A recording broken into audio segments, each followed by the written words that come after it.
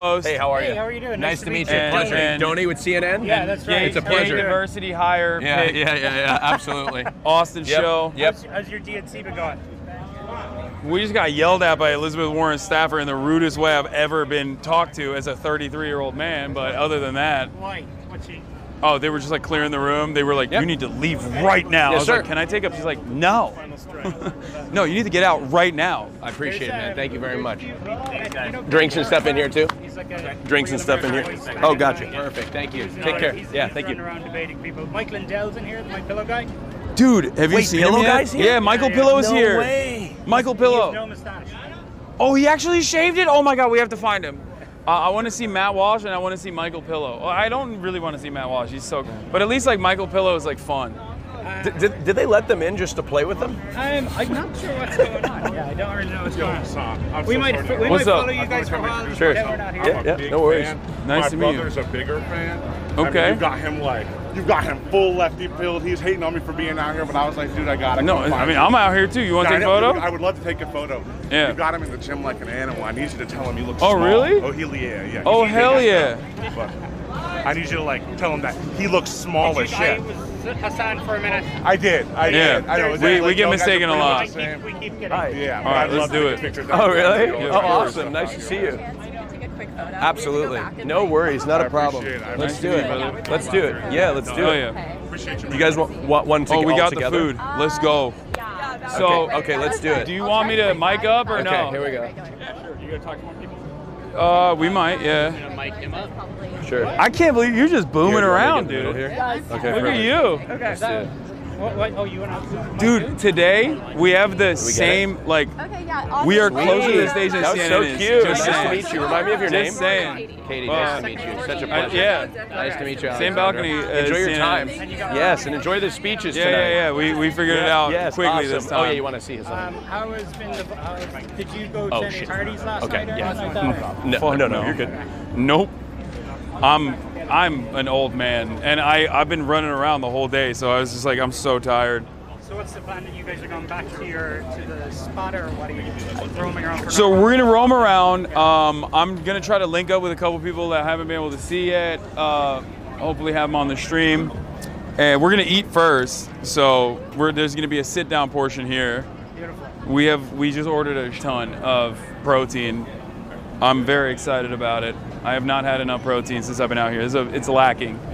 I know you Big care boys about like that. me and you, we need to really, Yeah. to stay built the way we are. Yeah. You know. No, To exactly. sustain all of this, to sustain these pecs. I didn't even need to tell you about the lack of protein. I'm sure you've suffered as well. Protein at all the times. Yeah. All right, I'll let you guys sit. All right. Wait, do you want to do like a Maybe we just sit and talk. Yeah, that's what I'm. Yeah. Yeah, we can do that. We'll still be live and stuff. So yeah. What's that? We'll still be live and stuff. Yeah.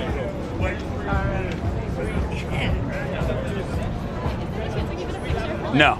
No. I'm kidding. Thank you. We're Never really meet your good. heroes. Yeah. Absolutely not. Never meet your heroes. He's a monster. Oh.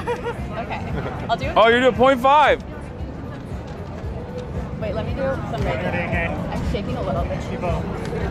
Do they think you work Thank for you. Wait, can I get one in the middle? Sorry. So she can crop me out if she wants to. Yes. Okay, wait. I'm just gonna walk for you.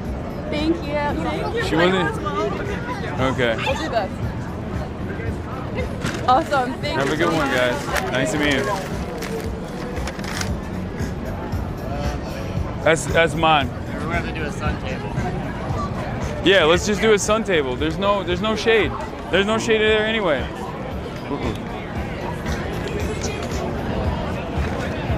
Prop it up on the edge, right? Yeah. You mean the structure? Yeah, it's wider. I guess it's fine here, right? Are you guys happy with this? Yeah, right? Yeah. So will I sit across from you? Yeah. Oh! No, Marge! Sorry, Jet. They're good. They're good. Did you get a sandwich, Marsh? I got one. I got a Sandwich. And I got a big Marsh boy. got a sandwich with a double prote. And then there's a beef bowl with an egg. And then there's another beef bowl with an egg. Wait, Hasan, I think that's mine. Is that chicken? Oh yeah, ground chicken. Yeah, that's you. And then Diet Coke. What are you? Diet Coke. Diet Coke. They gave us utensils, right? Yep.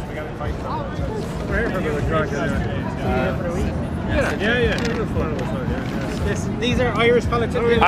Hey, how are you? Can't tell? Nice to meet you. Pleasure. What's going on? We saw Donie. We told you come over and say hello. Of course. Absolutely. What's happening? Hasan. Switch, by the way. Austin, nice to meet you. Pleasure.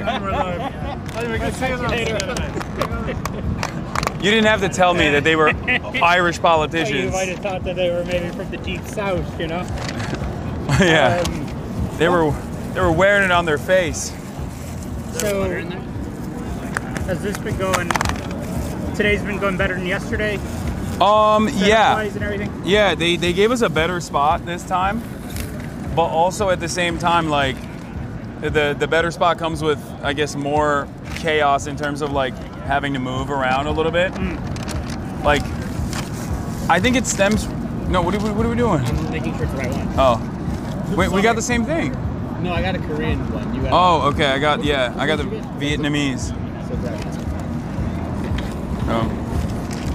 This is incredible. That looks good. All right, let's Which see. truck is it from? The orange one? Yeah. Yeah.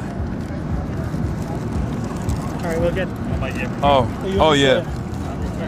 Okay. Get my mukbang going for CNN. Guys, I'm been a bit beat with this convention.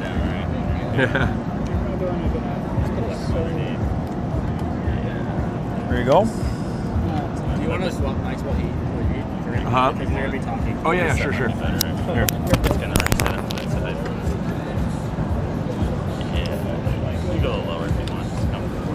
It's fine. That's good. Next on it? I eat on camera all the time. So this people, one? yo, Sure, yeah. you want to get that water out of the way? It's probably in the shot. Or do you want to put it? I got you. Okay, let's go. Very That way the nice. street can hear you.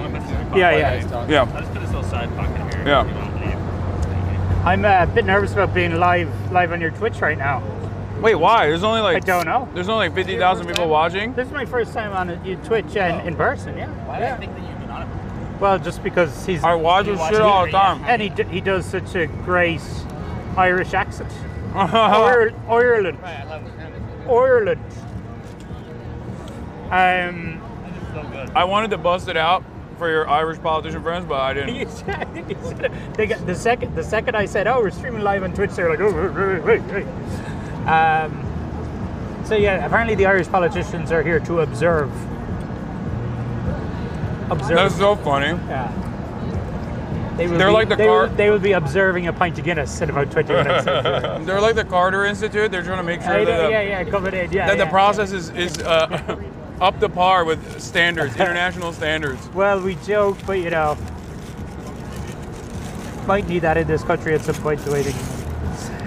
So yeah, Mike Lindell snuck in with he shaved off his mustache. Yeah, he said he was gonna do it. I didn't believe he would Yeah. do it, but man, that dude is committed, man. Like a 2. Very committed to the base. Yeah. It's fine. I'll do it solo.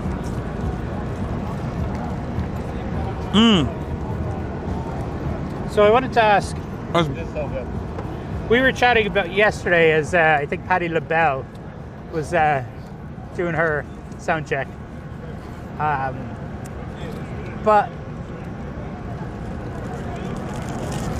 when it comes to one thing I'm looking at for this doc we're doing is like the guys who have gone from Bernie all the way now to far right, Trump, whatever you want to call it.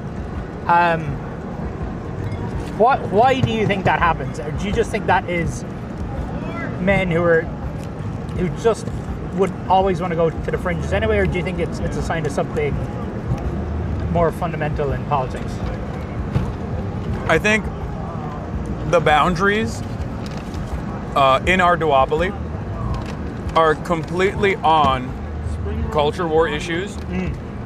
It is a So it is oftentimes those who are not necessarily committed to a materialist framework in understanding history, in understanding politics in general, that then catch themselves in the throes of right-wing radicalization because because those are issues that are top of mind for them. That's exactly what happens like with the likes of, Jackson Hinkle, where like the other day he tweeted out, China has banned transgenders from TV. Now that's really funny that he's saying that, because he's saying that it's a pro-China thing, right? Because in his mind, that's like pro-China. Oh, they're anti-trans. Right, yeah. The most famous Chinese woman in Chinese television is a trans woman. Very open about being trans as well. I mean, she's obviously a party loyalist and whatnot, but like she is a trans woman. So what he's saying is objectively incorrect. But why does he say it? Because he thinks like there's this global culture war focused right-wing momentum everywhere around the planet, including in China, in a place like China. It is really interesting that he rarely ever talks about Cuba, though, because Cuba is like very socially progressive in comparison to the United States. So I don't know. I think he just misses the mark because he's very desperate to cut this this propaganda that like everywhere else, like people only care about LGBT rights and abortion and these sorts of things. Because it's like American propaganda, social media, and American liberal media has like brainwashed people. But I think most people want more civil liberties no matter what, and behaving as a consistent repressive force against that sort of thing is antithetical to any sort of like left-wing movement. So those guys aren't left-wing at all. Yeah. And I'll let you take bites of your sandwich as well. Go ahead. Ask me the question. So you really started going solo on Twitch in a big way in 2020, right? Mm-hmm. So fast forward to the Russian invasion of Ukraine. How did that play out in your community, among your audience? In the lead up to Russia invading Ukraine, I very consistently said it's not going to happen, as I told you yesterday. I was like, there's no way. I thought it was a complete, like, non-starter, and I thought the State Department was being hysterical in an effort to drum up, like, some kind of pro-State Department propaganda and try to, like, spark the tensions of saber rattling against a foreign adversary. And I also thought that it just made no sense tactically for Vladimir Putin to engage in such an action, because it would be devastating for Russia regardless. Now, that is true. That has happened, right? It's not like Russia is doing great. Contrary to what many people who are pro-Russian, pro-Vladimir Putin have to say, they're not having a fantastic time with it either. Hundreds of thousands of people are dead. Entire cities collapsed. The Russian economy is... Are you good? The Russian economy itself is like a complete war economy at this point, right? They've been able to weather the storm of the American sanctions regime, but they're not doing great. They would be doing much better if they kept maintaining like at least some level of peaceful trade with their European partners, rather than having to commit that trade through like India or other subsidiaries.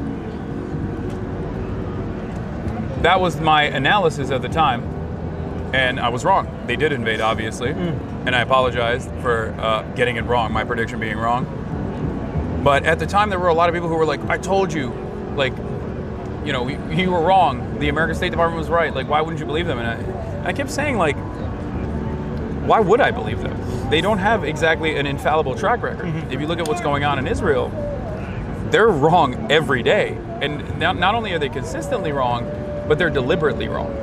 They're deliberately wrong in an effort to cut propaganda for the Israeli state that is so obviously wrong that...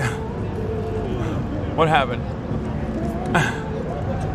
Are you still mic'd up? No. It's on Donie. Okay. Just got really intense for him. No. Yeah. Just got very intense and emotional. Yeah, he's a big Israel supporter. I'm just kidding.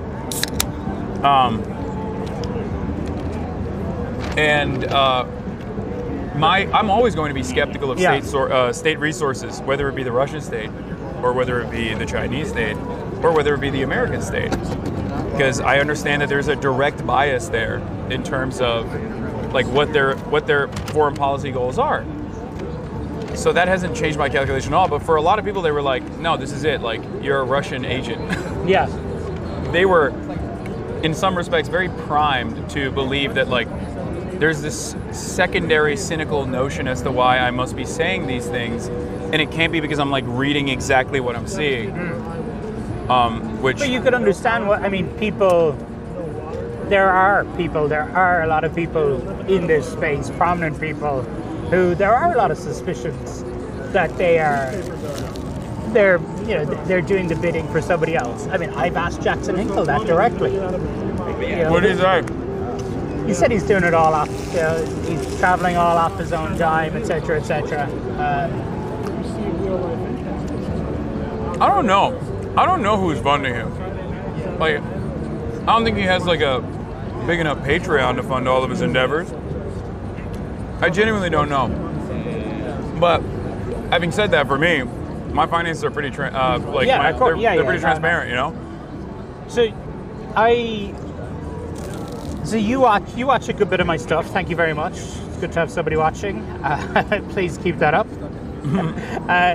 But I spend a lot of my time talking to Trump supporters, trying to understand the rabbit holes people go down, why they go down them.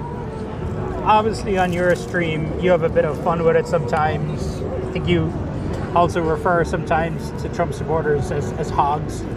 Yeah. But you must feel some empathy at times, some sympathy. Oh yeah. When you see how far down, whether it's QAnon or even election denialism, whatever it is, that some people genuinely are. Some people genuinely believe this stuff. Absolutely. I abide by the principles that Michael Jamal Brooks, rest in power, good friend of mine who passed away a couple years ago, brilliant commentator. He was on the Majority Report. Yeah. I abide by those principles that he so perfectly and eloquently put. Be kind to individuals, but be ruthless to systems. And while I like to have my bit of fun, making jokes at the expense of people who are inherently and overtly antagonistic to people due to their inalienable traits and characteristics that they can't change about themselves, their bully behavior, I do ultimately still want to change the minds of people, and I want to change their minds. I want to make sure that they're not falling down this right-wing rabbit hole. So I do actively, as long as someone maintains genuine interest and charitability, I will always talk to them. I will meet them at their level, and I will try to explain to them how certain things are and where they might have been led astray. So I like to have a little bit of fun. Yeah. But ultimately, I don't necessarily fault individuals for going down this rabbit hole, because I understand that we're all, in some ways, victim to propaganda. We cannot escape propaganda. If it was something that was inescapable, it would not be a multi-billion-dollar industry. There would be no PR, there would be no marketing, right? It's obviously very effective. So I get that. And also I recognize that, especially our monoculture created by neoliberalism, I think neuters certain curiosities that people might have and very effectively dismantles any kind of counter-narrative. Like, for example, I think that there's a lot of economic volatility in this country. There's a lot of instability. There's a lot of people who are suffering, right? I think Republicans take advantage of that suffering and very quickly address that anger and use that anger to their advantage. They redirect that anger to to populations who are marginalized, and they do that very effectively. Whereas I feel like liberalism has no counter to that.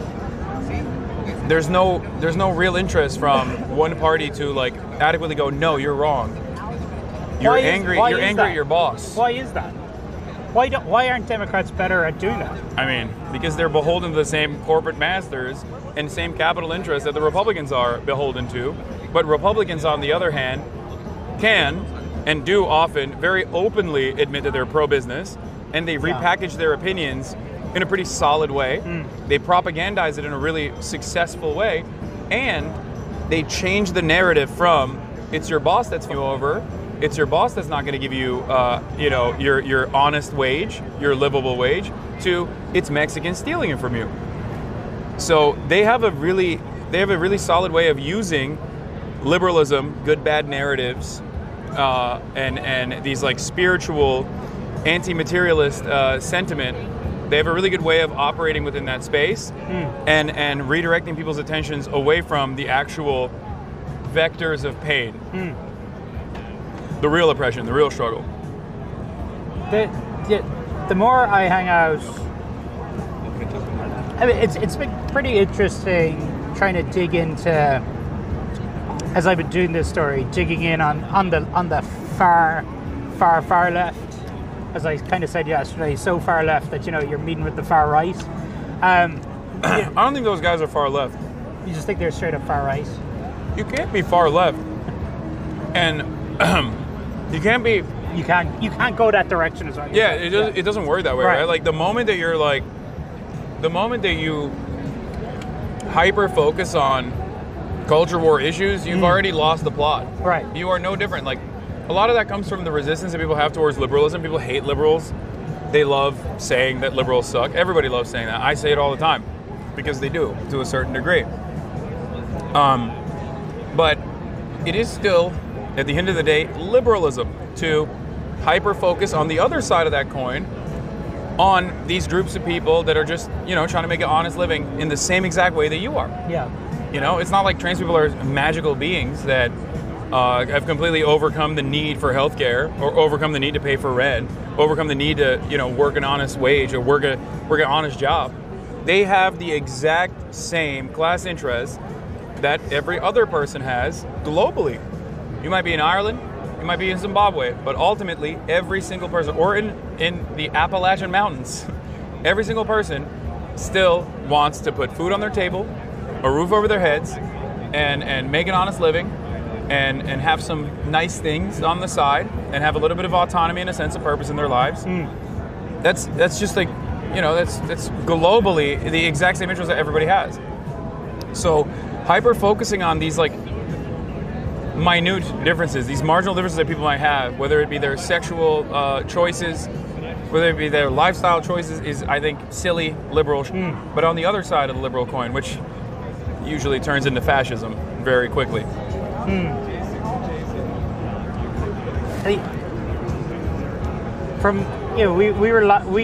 Jimmy Dore had a live show here on Friday night. We were talking to some people who were in line for that. Alex Jones ended up being Jimmy's surprise guest. Some people in line were not happy about that. Some were like, "Oh, well, let's hear what he wants to say." And some people straight up like Jones. But what everybody was saying, and I guess it's to be expected at a Jimmy Dore event, maybe the same, maybe among your audience too, is that people not happy with obviously the system as it is, the parties as it is. Maybe I'm putting myself into an echo chamber here, but the more and more I talk to folks, it seems that like the two-party system in the US might not sustain, might not be around in 50 years' time. Or you think the party machine just will plow through? I think there is no real two-party system anyway. I think most governments have some kind of theoretical democracy that they try to aspire to work towards, but ultimately it always falls short. And there is always key aspects of governance that will fall in line with the bipartisan consensus. Foreign policy being an obvious one in the United States of America. So it's not necessarily a byproduct of the duopoly here, but it's more so the reality that the Democratic Party is not responsive to the needs of the people. Because the Republican Party has figured out their own method. They're actually flailing in a different direction now because they've become too successful, and they're experiencing their own problems in that sort, because now you have all these crazy people that are embedded in the party that just want increasingly more and more violence and subjugation, humiliation to their ideological enemies, LGBT, whatever, like people that they consider morally degenerate, right? But I think that it's not necessarily the duopoly failing, because ultimately it doesn't really matter. You can have a one party, you can have a single party form of governance and still be responsive to the needs of the people in a different way. You can have a duopoly like in the United States of America. You don't think American democracy, or at least the representation people get, would be greatly enhanced by having a multi-party system? Oh no, it would. Because that could then apply pressure on the more centrist side of the Democratic Party, no? It would. However, there are parliamentary systems all around the world. They still have to create coalitions. Yeah. And they still also run into the same exact gridlock problems that the American duopoly runs into as well. That's the point I'm trying to make. You have to have people, you have to have genuine pressure from the public, and you have to have politicians that are responsive to the demands being made by the people, as long as they're reasonable demands. And when you don't have that, you're just basically playing a song and dance, and you keep recycling the same old harm reduction propaganda every 4 years, as the Republicans desperately campaign, not every 4 years, but every single day, up until that very moment where the election is happening, where they try to build the solid foundation and the groundwork to capture the attention of enough people and have them be invested in this false framework, whether it be like immigrants are coming to steal your jobs, or whether it be immigrants are coming to steal your daughter and rape her. And they're always on. They're always propagandizing these positions. Democrats don't really do that, and they basically rely on, unfortunately, the notion that like inevitably reasonable people will engage in defensive voting and will vote against the Republican Party because they've gotten completely out of control. All the while, when they do get into power, they run scared and refuse to unwind the right-wing initiatives taken by the former Republican Party that you ousted. I think Joe Biden's agenda on immigration and his change on immigration from 2020 to 2024 is a perfect demonstration of this. He ran on this, dare I say, bold, radical, anti-Trump's immigration policies, anti-border wall agenda. He was actually close to Donald Trump, much closer to Donald Trump in approval ratings on immigration than he was by the time he was forced out of the race. Why was he so much closer? Because he actually was meeting with a counter message. At the time, there was plenty of counter messaging from the media because the media was resistant to Donald Trump. Donald Trump was doing awful things like child separation as a deterrence mechanism that's like unheard of. It's Hitlerian, right? And the Democrats took advantage of that, and they said, we are going to do things. We're going to unroll all of this stuff. And then in the first 100 days of Biden's agenda, his administration, he was going to put forward a pathway to amnesty. Like, he was going to offer conditional amnesty to citizens and all of this stuff. And he didn't really do any of that. And he also, now, by the end of his 4-year tenure, turned around and was pushing for a right-wing immigration bill. A right-wing immigration bill that a right-winger wrote entirely, which didn't even have concessions for the Democrats, really, which is kind of crazy to me, because normally, at least under the Obama administration, the Democrats would do a push and pull. They'd be like, okay, we're going to deport a lot of migrants, but then we're going to do DACA, right? And then you're saying there was a total capitulation here. There was complete capitulation on two fronts. On the messaging front, which I think is really bad, and there was a capitulation on the legislative front, which is even worse, because then you're normalizing the position that the Republicans have, which is that immigration is no longer about the economy, but is actually a matter of national security. Americans, for all of their faults and failures, historically, have done a lot of atrocities, but when it comes to immigration, every American kind of understands, like, we are a nation of immigrants. Like, they do. They might, unless they're, like, completely white supremacists and, like, a Tucker Carlson fan or whatever, and even Tucker Carlson, I think, will agree to this to a certain degree, that this is a nation comprised of immigrants. We all came here. Our parents all came here. That's what makes America great. And it literally does make America overcome some of these other issues that other developed nations have in terms of their population not growing, their population remaining old, getting really old. Yeah. You know, immigrants have been able to help America overcome that problem. And we don't even consider that. Having said that, I think turning the conversation away from immigration being a matter of the economy to a matter of national security is really scary for two reasons. One, because obviously Hitlerian policy, but two, it's a complete falsehood. This is not reality at all. There is no empirical basis for this opinion. This is just simply right-wing hysteria through and through. All matter evidence shows that undocumented migrants are responsible for less crime per capita than natural-born U.S. citizens. So how the fuck are Democrats just not saying that all the time? How the fuck have they not said that for the past 4 years when you knew that But that is the... they're up against these images, right, of so-called caravans. Anecdotes. Racist anecdotes. But they haven't found a way to counter that. They have just never countered it. That's the problem. They completely gave ground on that front. And they do it all the time. They did that with the crime panic.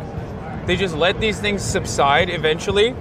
Or worse, sometimes they just take ownership over right-wing policies. Like Bill Clinton did this too in the 90s, like with the crime panic. You mentioned there about Hinkle putting out a possible misinformation about trans people in China. I haven't seen that myself, but I'll have to take a look. A lot of people are getting their news from you, not from people like me. Yeah. But you've been pretty transparent about times you've messed up or whatever, and saying, right, correct you. But what responsibility do you feel you have when you are? Because sometimes you're just scrolling, right, or you're coming across stuff and you're learning stuff in real time. Yeah. I have the benefit of we tape stuff, we go back and research it, etc., try to get it right. Yeah. You're in a tough spot when it comes to consuming and also basically publishing information in real time. How much do you think about that?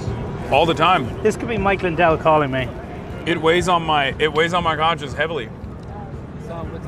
Oh, Jackson Hinkle. Jackson Hinkle, I guess, He's is probably watching. Yeah.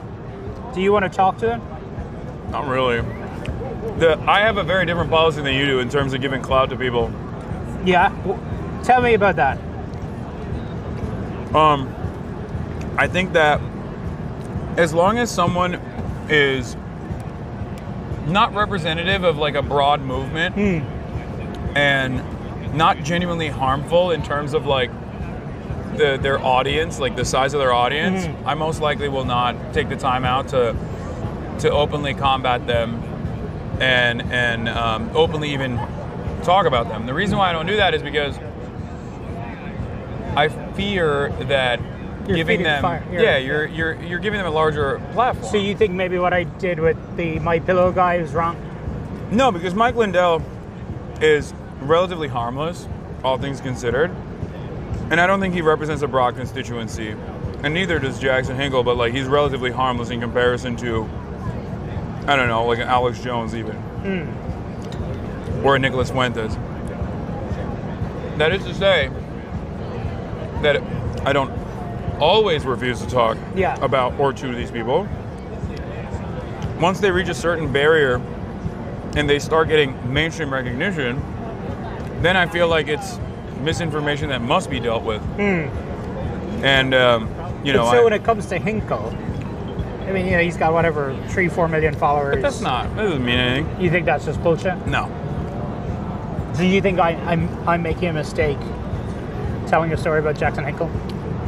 Is it just a story about Jackson Hinkle? Well, no, we're looking, I guess, more at going from the far, going from the far left to the far right. I just don't think Jackson Hinkle is far left in general. I will say this. There are a lot of people that work for the American Enterprise Institute, that work for FDD, and all these other neoliberal institutions that are on the payroll of the American government, or at least working at the behest of the American military-industrial complex, that say a metric ton of propaganda that is never considered propaganda in that same vein as what Jackson Hinkle is doing. he happens to do it for America's foreign adversaries. So of course everyone immediately reacts and goes, oh, that's an agent. Now I don't even know what his background is in terms of like if he's getting funded by foreign governments or whatnot. But I do see them in the same vein. Like I don't see Jackson Hinkle in a way that is any different than like a dude working at the American Enterprise Institute that's like consistently talking about how America has to nuke Iran. You know what I mean? As a matter of fact, I would say that given his allegiances to countries that have less power than the United States of America, his overarching like footprint on the world is nowhere near as damaging as someone who is willingly a participant in American imperialism. That's also the other reason why I don't really talk about him. Right. Okay. Well, I hear you. He also loves clout too much. That's why he's fucking calling you nonstop. He is calling, yeah. He wants to talk to you, but if you don't want to talk to him, we're on your stream, so we don't gotta do it. Tell me more about, as somebody who's watched a good deal of my reporting through the years, what is your feedback, your criticisms, your critique for me? I don't know. I don't think you've done anything like that I consider to be like really bad. Like there are. Yesterday, I was watching, I believe, NBC, and there was a protest at the Israeli consulate. And this protest was conducted by an anti-imperialist group. And the NBC commentator immediately was like, well, these protesters, who are literally anti-genocide protesters, remember, were there to start trouble and were looking for violence. Like, that to me is a careerist shill that is like desperately trying to advance their career, and it's not even like remotely interested in looking at the situation and being like, cops are probably the ones who are being violent in this circumstance as I'm watching these images unfold. Right. And that these guys are anti-genocide protesters. There might be people in that group that have, like, I don't know, different opinions or whatever. But ultimately, and I guess you're saying you don't do that. It's also a blanket statement. Again, I haven't seen this clip, but it sounds like it was a blanket statement about everybody in this crowd, right? And also the fact that like it's done towards like BLM protesters a lot as well. When it wasn't like when Black Lives Matter was not seen as like a popular group. Yeah. People would regularly in mainstream media, when Barack Obama was like critical of Black Lives Matter, there were people in mainstream media that were also very critical of Black Lives Matter. I mean, I will say I try to be pretty careful with that. Even when I was at the Capitol on January 6th and we were live, I was talking back to the control room in my ear, and I was careful even to describe, I was standing on the lawn at the Capitol. Not everybody who was on that lawn was a rioter or an insurrectionist, right? Some of them were actual peaceful protesters who kind of just went down to observe, to watch, found themselves in it. So, I would try and give a little bit of leeway on both sides when it comes to that. Obviously, people are up the front, it's a different story. It's not just that. Did something change in the left during COVID? Oh, yeah. Sean, socialist. Say hi to the Twitch audience, Sean. Hi, Twitch. Sean's a dad of two. Well, we think they're his kids, but... Anyway, what did he say?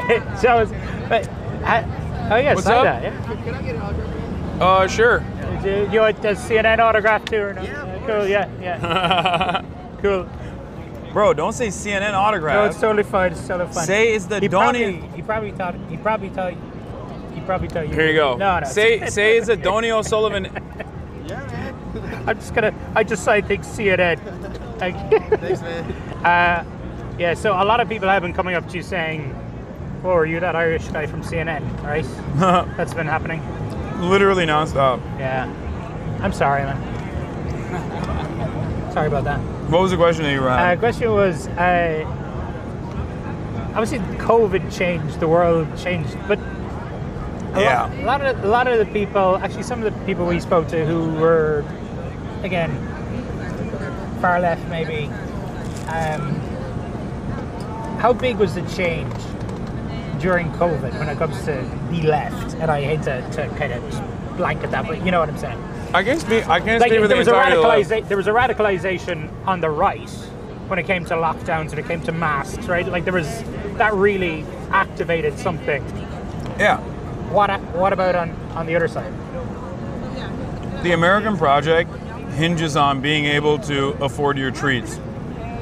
The moment that your access to your treats that are affordable are restricted, everything will fucking fall apart. Society collapses. Because then you're like, well, what the fuck am I doing this for? You know? I have a shit-ass job, no future prospects, barely can make payments, but at least I can go to Applebee's and get $5 jalapeno poppers, right. Okay? And hang out with the boys and slam a couple brews, watch some fucking football. COVID broke that a little bit. All of a sudden, everyone was like, well, okay, what's the whole purpose of this then? If I can't have my fucking treats. I think that was like the breaking point for a lot of people. Then also there's like the underlying unexamined and undisclosed genuine anxiety that people have in terms of like big pharma, right? Because like that's a very real and dare I say valid opinion to have, that you're like, what the fuck? Like we're putting a price on like curing people? That sounds insane. It sounds actually antagonistic to human nature, right? So a lot of people that have that resentment don't understand why they have that resentment. And right-wingers are so quick to be like, yeah, it's because they're turning you gay and autistic with vaccines. Big Pharma's bad because they turn you gay. And it's like, it breaks people's brains because they're so primed. They're so resentful, they're so angry for obvious, understandable reasons. And no one is like telling him, no, dude, it has nothing to do with like turning you gay. Like the COVID vaccines were literally billionaires were fucking skipping the line to get these goddamn vaccines, Rupert Murdoch included. Like, the reason why they wanted you all to be vaccinated is because you're cattle. You vaccinate your fucking cattle. Why? Because you don't want your cattle to die. They didn't want you fucking up the hospital system that was already, on its last leg in many parts of the country. And they wanted you to get back to work after 3 days rather than taking 3 weeks off because you're dying.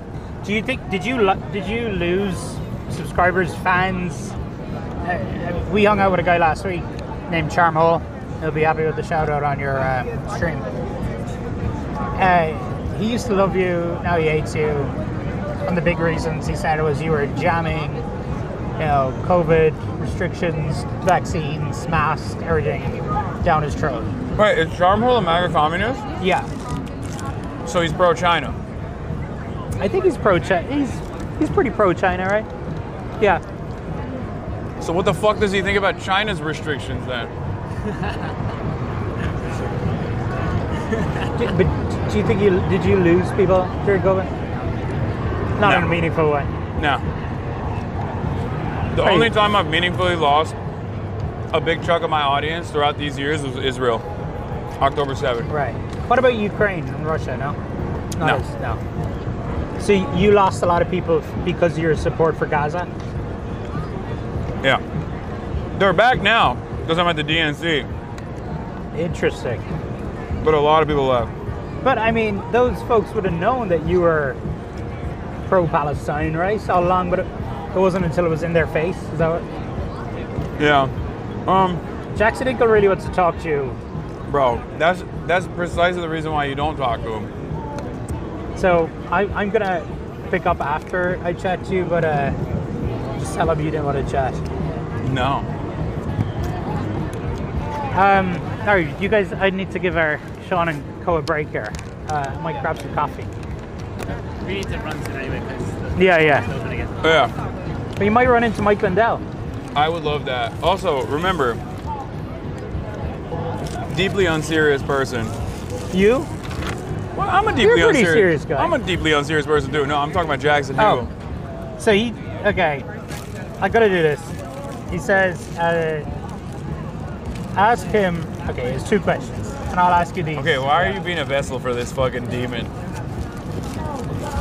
Why didn't he condemn AOC for allowing $1 billion in taxpayer funding to pass for Israel's bombing campaign on Gaza called Operation Guardian of the Walls. I love it. I love AOC and I love Israel. That's why.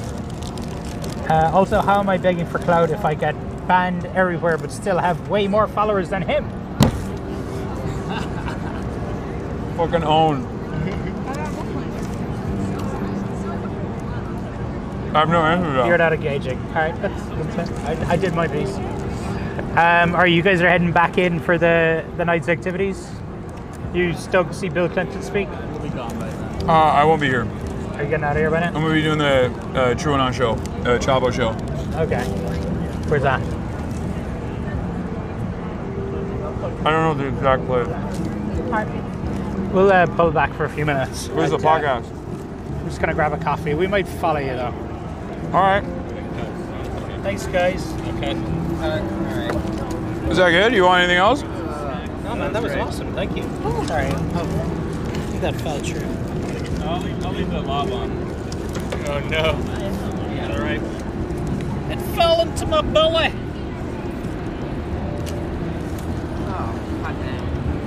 Wait, What's up? how big or small is it? It's pretty small. It's a small little round guy like this. I feel like it's still in me. Oh, We'll find it. I gotta just get some water or something. Thank you. You guys want any water? I'm good, thank you. Good, thank you.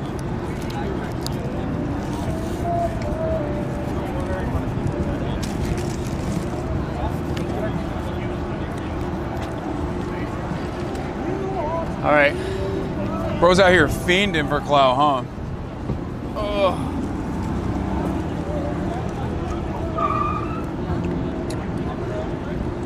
Chat.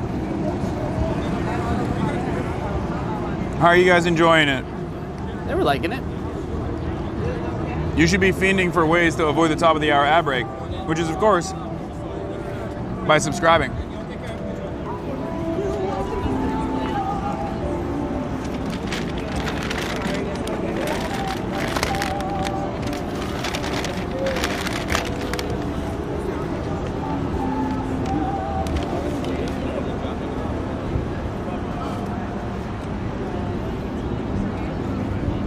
Here's the room in ad break now.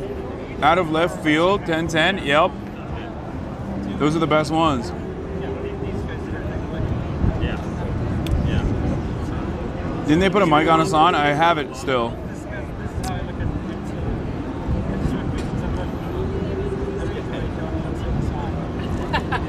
What's up?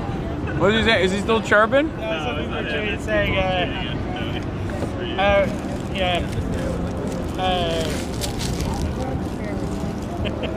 Charmhole, we met, now we're still streaming. Donie, fawning over Hasan while being called an immigrant. I hope Donie didn't look at me like this during our interview. Charmhole, who we met last week. So it was COVID that caught him, huh? There's always a point. I'll tell you this much. With my audience, there's obviously a lot of passionate people. Yeah. You know, well-intentioned, like-minded, passionate people. And there's always one fucking thing. That's all it takes. Yeah. One thing that they disagree with me on vehemently, Yeah. and they carry over that passion into that disagreement. So all of these other issues that I'm advocating for, they're also on board with as passionately. Yes. But then that one fucking disagreement, they'll go, oh, dude, I'm writing him off. And then they look for like other communities that they can find that same level of like comfort and security in. But now what they're seeking out is no longer the like-mindedness or the interest in progress, social justice or whatever. Now it's who will tell me that this guy actually sucks and reconfirm the suspicions that I now have developed over him. And I think like most normal people have disagreements, you know, they just move on. They're like, yeah, I like that guy. I don't agree with him entirely. I love NOT Hasan. There's certain things that he says that I don't agree with, but it doesn't matter. Like I think that he's overall a good guy. David Pakman, a great example. There's plenty of disagreements there, but I always think that he's a very cordial dude. Even if I do not agree with his opinions on foreign policy, I think he's a cordial, professional guy. He carries himself a certain way. Yeah, and I think, I mean, and when it comes to, are we still rolling on audio? Yeah, back in. It's audio.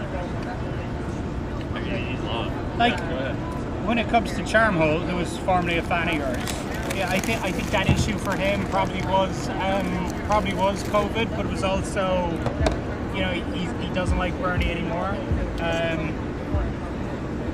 Why do you think Bernie, I disagree with him on the way he's communicated post October 7.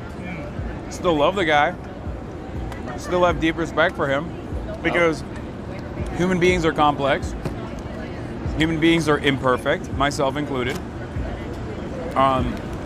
And I care about like the intentions that people have. I care about someone's track record. I'm not going to write them off because of a major disagreement on an issue as pivotal as Gaza. I still have a lot of respect for Bernie Sanders for his long career in the Senate, advocating for social justice, advocating for health care, advocating for free college, all these issues that are near and dear to me. And also, basically, revitalizing some semblance of a leftist movement in this country. Yeah. As a very popular candidate. I will always have respect for him on that front. You know, it doesn't take away those other accomplishments, my disagreements with him on the way he has communicated. But I think the thing you said, right, which is a really interesting point, is people can find one issue they disagree with you on and kind of coalesce around that. Yeah. Why do you think you have that effect? Parasocialism. That's what it is. Explain that for us. People develop an unhealthy, dare I say, obsessive attitude towards content creators that they see 8 hours a day. And I think it manifests itself in different ways. And sometimes people can get a little out of hand. Right. And it causes them to feel betrayed. Right. It doesn't cause them to simply feel like, oh, I have a disagreement with this person and it's fine. Yeah. Especially when there's a lot of back and forth communication in the chat. Yeah.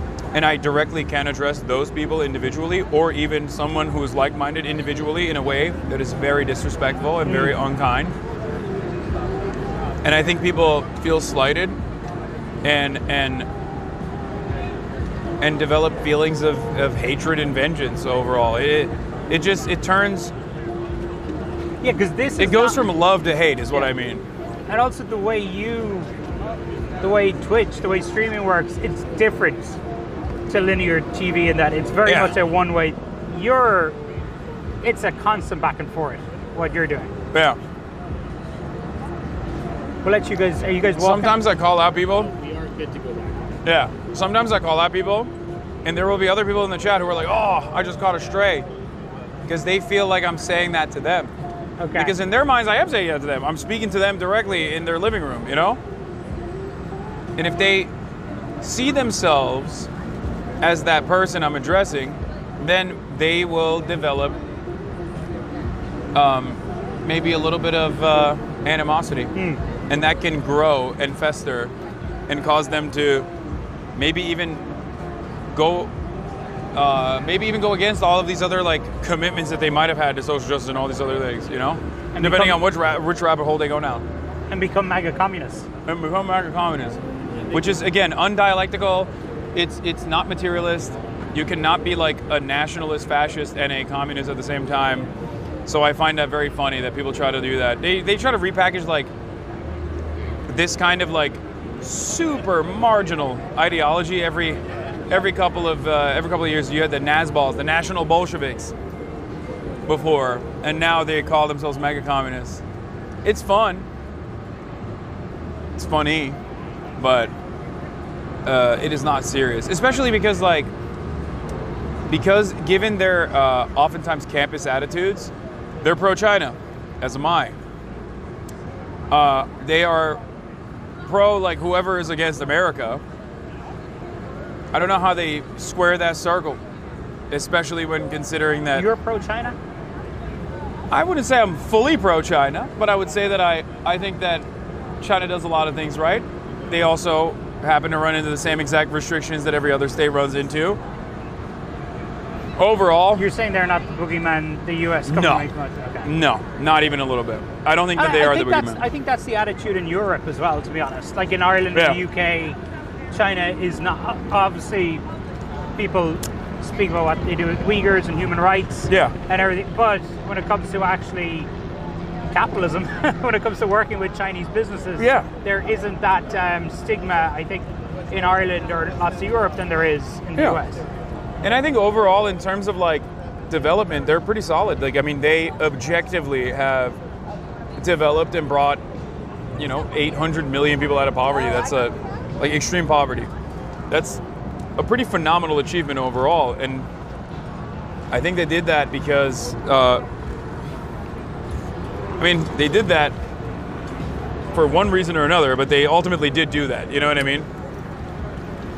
I wish we had high-speed rail is what I'm trying to say. I want to have high-speed rail, and I want to punish billionaires that, sell spoiled baby formula.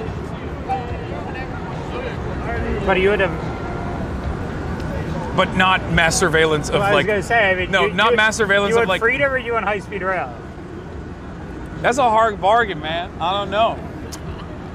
I think overall, that's why I'm saying, like, there's obviously things that you can criticize about China that are perfectly valid. It's not like you get high-speed rail, but you also get like, you also get re-education camps and like mass surveillance of an entire group of people because you consider them to have like significant numbers of separatists. You know what I mean? Like that's still ridiculous. You can't do that. You can't do collective punishment. It's unacceptable in America. It's unacceptable in China. It's unacceptable everywhere. I don't think that is the the two different sides of this equation. I think we can have freedoms, individual freedoms, and we can have high-speed rail, and even development in general. You got the Amtrak recently? I mean, America is the worst example of this. We have the most, and we do the least with it. Oops, sorry. Yeah, I guess. Well, I think... Is that good? We'll just, are you guys going back in? We might just follow you in if that's cool. Do you want me to give you the back of this? No, while you're here. Okay, cool. I really need to get a water. Mine? You're going inside.